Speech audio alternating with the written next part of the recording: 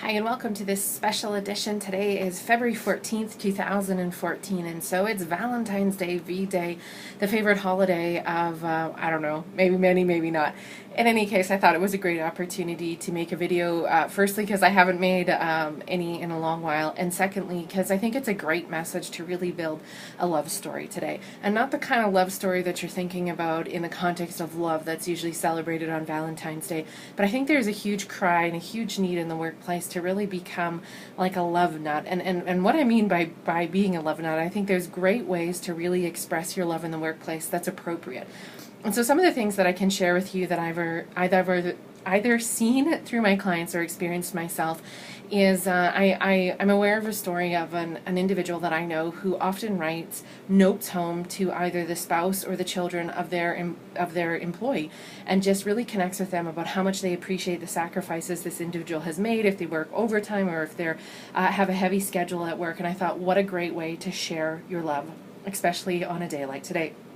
Another idea that I can think of, and this came from my experience when I was fresh out of university and I was a young gun ready to go get the world, and I had a supervisor who had the second highest position in the organization, and he was an extremely busy man. And one of the things that he did to show me love, and if he ever watches this, he'd probably cringe thinking, you know, love was not a word that we ever used in the workplace. But one of the things that he really did exceptionally that I would classify and I would say as an employee that I felt very loved is I knew how busy he was.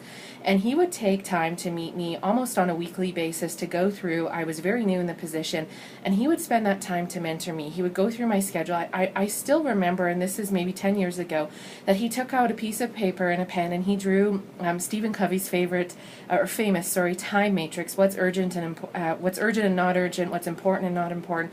And I thought that level of mentoring and taking the time, especially because he had so many, quote, higher priority things to do at a strategic level to move the business and the company forward, that the fact that he took that 20 minutes of time for me on a weekly or bi-weekly basis really, in retrospect, was an extreme demonstration of love.